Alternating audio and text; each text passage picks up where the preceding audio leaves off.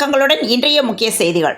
தமிழ்நாடு நகர்ப்புற உள்ளாட்சி அமைப்புகளில் மாற்றுத்திறனாளிகள் நேரடியாக தேர்தலில் போட்டியிடாமல் நியமன முறையில் உறுப்பினராக வகை செய்யும் அரசினர் சட்ட முன் வடிவுகளை தமிழ்நாடு சட்டமன்ற பேரவையில் அறிமுகம் செய்து முதலமைச்சர் மு.க.ஸ்டாலின் அவர்கள் பேருரையாற்றினார். உள்ளாட்சி அமைப்புகளில் மாற்றுத்திறனாளிகளுக்கு பிரதிநிதித்துவம் கொடுக்கும் சட்ட முன் வடிவை இன்று சட்டப்பேரவையில் முதலமைச்சர் மு.க.ஸ்டாலின் தாக்கல் செய்தார். திருநெல்வேலியில் புகழ்பெற்ற இட்டுக்கடை அல்வா உரிமையாளரான கவிதா சிங்கின் மகள் ஸ்ரீ கனிஷ்கா தனது கணவர் வீட்டினர் வரதட்சணையாக இருட்டுக்கடை அல்வா உரிமையை தங்களுக்கு மாற்றி தரும்படி கொலை மிரட்டல் விடுப்பதாக திருநெல்வேலி காவல் ஆணையரிடம் தெரிவித்திருக்கும் புகார் மனுவால் பரபரப்பு ஏற்பட்டுள்ளது.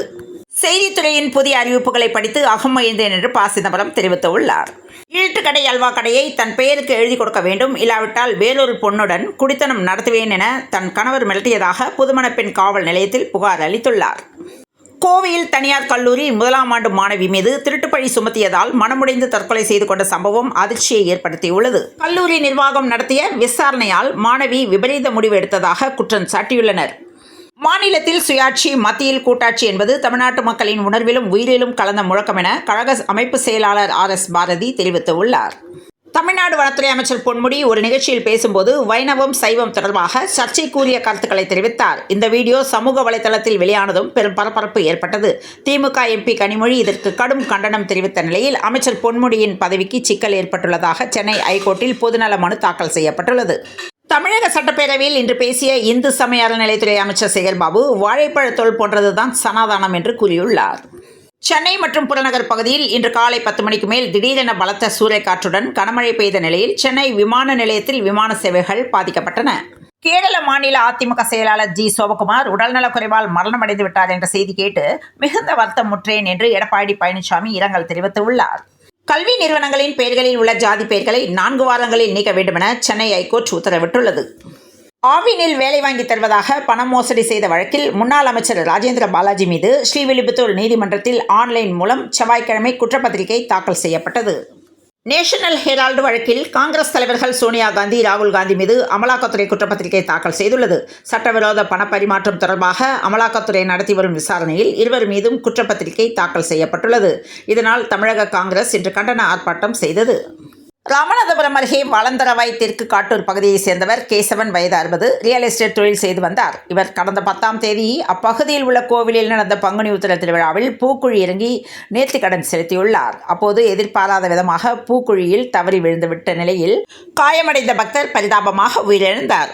இன்ஸ்டா காதலால் காதலனுக்கு வயது குறைந்த நிலையில் காதலை ஏற்க மறுத்த கல்லூரி மாணவியை பேருந்து நிலையத்தில் நின்று கொண்டிருந்த மாணவியை கத்தியால் குத்தியுள்ளார். அதனை பார்த்த அக்கம் பக்கத்தினர் தடுக்க வரவே இவரும் தற்கொலைக்கு முயன்றுள்ளார். அக்கம் பக்கத்தினர் இருவரையும் மருத்துவமனைக்கு அழைத்து சென்று தீவிர சிகிச்சை பிரிவில் சேர்த்து உள்ளனர். ராஜ்யசபா சீட்டுக்காக சந்திக்கவில்லை என முதல்வர் ஸ்டாலினை சந்தித்த பின் நடிகர் கமலஹாசன் நிருபர்கள் சந்திப்பில் தெரிவித்துள்ளார். புனித வெள்ளியன்று டாஸ்மாக் கடைகளுக்கு விடுமுறை அளிக்க வேண்டும் என்று தமிழக அரசுக்கு அதிமுக பொதுச் செயலாளரும் சட்டமன்ற எதிர்க்கட்சித் தலைவருமான எடப்பாடி பழனிசாமி கோரிக்கை விடுத்துள்ளார். நடிகர் சிவாஜி இல்ல வழக்கில் நடிகர் பிரபு தாக்கல் செய்த மனு மீதான தீர்ப்பை ஐகோர்ட் ஒத்திவைத்தது. எல்லோருக்கும் எல்லாம் என்று திராவிட மாடல் அரசு செயல்பட்டு வருவதாக மு.க.ஸ்டாலின் தெரிவித்துள்ளார். மேட்டூரில் மனைவியை புதன்கிழமை வெட்டி கொலை செய்துவிட்டு தப்பியோடிய கணவரை போலீசார் தேடி வருகின்றனர். சேலம் மாவட்டம் மேட்டூர் குமரன் நகரை சேர்ந்தவர் கார்த்திக், வயது 39. இவர் லாரி ஓட்டுநர். இவரது மனைவி ரேவதி, வயது 32. இவர்களுக்கு மகன் உள்ள நிலையில் கார்த்திக் சங்கீதா என்ற பெண்ணை காதலித்து இரண்டாவதாக திருமணம் செய்து கொண்டதாக தெரிவித்துள்ளார். ஆனால் முதல் மனைவி ரேவதி தன்னுடைய 2 குழந்தைகளுடன் தனியாக வசித்து வந்த நிலையில் திருமணமான புதிதில் கார்த்திக் ரேவதியின் பெயரில் வீடு வாங்கி கொடுத்துள்ளதாகவும் அதில் அவர் வசித்து வருவதாகவும் சொல்லப்படுகிறது. இதனால் அவர் வீட்டை தன் பெயருக்கு மாற்றி எழுதி தரும்படி கேட்டுள்ளார். இதற்கு மறுத்த மனைவியை வெட்டி கொலை செய்துள்ளார். திருவள்ளூர் மாவட்டம் புழல் ஊராட்சி ஒன்றிய பகுதிகளில் தனியார் தொழில் நிறுவனங்கள் விதிகளை மீறி கட்டுமானங்களை எழுப்பியுள்ளதாக தொடரப்பட்ட வழக்கில் 6 மாத காலத்துக்குள் சட்டவிரோத கட்டிடங்களை இடிக்க உயர்நீதிமன்றம் உத்தரவிட்டுள்ளது. மத மோதலை ஏற்படுத்தும் வகையில் சமூக வலைதளத்தில் வீடியோ பதிவிட்ட பழனியை சேர்ந்த இந்து முன்னணி மாநில நிர்வாகி ஜெகன் என்பவர் போலீசாரால் கைது செய்யப்பட்டுள்ளார். பெண்களுக்கு எதிராக கருத்து தெரிவித்த தமிழக வனத்துறை அமைச்சர் க. பொன்முடியின் கட்சி பதவி பறிக்கப்பட்டது. அதாவது திமுகவில் அவர் வகித்து வந்த துணை பொதுச் செயலாளர் பதவி பறிக்கப்பட்டது. ஆனால் அமைச்சர் பதவியில் இன்னும் தொடர்கிறார். இந்த நிலையில் பொன்முடியை அமைச்சர் பதவியிலிருந்து நீக்க கோரி அதிமுக மகளிரணி ஆர்ப்பாட்டத்தில் ஈடுபட்டனர். தஞ்சை அருகே போலீஸ் நிலையம் முன்பு விஷம் குடித்து பெண் இன்ஜினியர் உயிரிழந்த விவகாரத்தில் தலைமை காவலர் பணியிட மாற்றம் செய்யப்பட்டுள்ளார். தமிழ்நாடு விவசாயிகள் விவசாய அடையாள அட்டை எண்ணை பெறுவதற்காக கால அவகாசம் ஏப்ரல் 30 வரை நீட்டிக்கப்பட்டுள்ளது.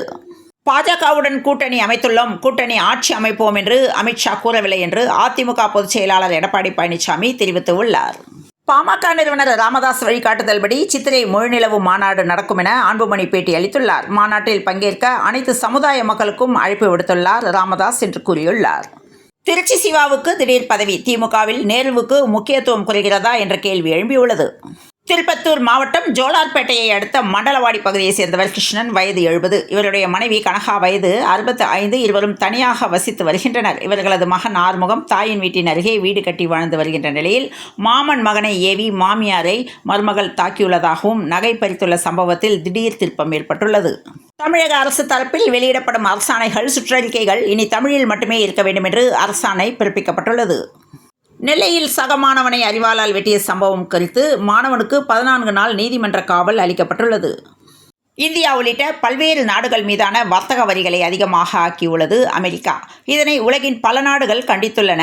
இந்த நிலையில் ஆனால் இதில் எதையும் செய்யவில்லை ஒன்றிய பாஜக அரசு. அமெரிக்கா மீது வரிகளையும் பிற தடைகளையும் விதித்துள்ள மோசமான நாடுகளில் ஒன்றாக இந்தியாவை பட்டியலிட்டுள்ளது அமெரிக்கா. இதன் காரணமாக இந்தியா மீது 27 விழுக்காடு வரி விதித்துள்ளது. அமெரிக்கா இதுவரை 2 விழுக்காடு வரி மட்டுமே விதிக்கப்பட்டு வந்த நிலையில் இந்தியா மீது தற்போது 27 விழுக்காடு வரி விதிக்கப்பட்டுள்ளது. முரசொலி தலையங்கம் கண்டனம் தெரிவித்துள்ளது.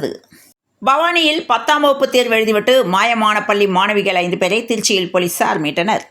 சென்னை பெரவல்லூரில் மின்சாரம் தாக்கி +2 மாணவன் உயிரிழந்துள்ளார். பொதுத் தேர்வு விடுமுறையில் உள்ள மாணவன் அஜய்பால், வயது 17, நள்ளிரவில் கழிவறைக்கு செல்ல சுவிட்சை ஆன் செய்தபோது மின்சாரம் தாக்கி விழுந்துள்ளார். மூச்சு பேச்சு இன்றி கிடைத்த அவரை மீட்டு பெரியார் நகர் அரசு மருத்துவமனைக்கு அழைத்து வந்த நிலையில் உயிரிழந்து விட்டதாக மருத்துவர்கள் கூறியுள்ளனர்.